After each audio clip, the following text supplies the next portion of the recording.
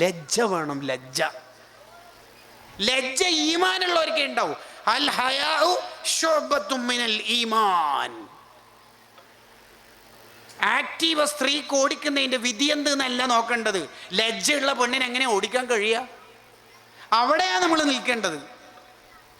ലജ്ജ ഉള്ളവർ അവർ വിജയിക്കും. ലാ യഅതി ഇല്ലാ ബിഖൈരിൻ എന്നാണ് ഹദീസ്.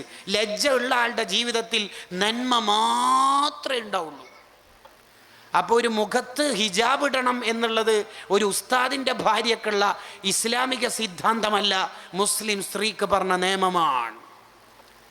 ഫാത്തിമ ബീവി വഫാത്താവുന്നതിൻ്റെ തലേന്ന് വസിയത്ത് ചെയ്തത് തന്നെ, ഞാൻ നാളെ വഫാത്തായാൽ എന്നെ ഖബറടക്കേണ്ടത് രാത്രിയാണ് എന്നാണ്. എന്തേ?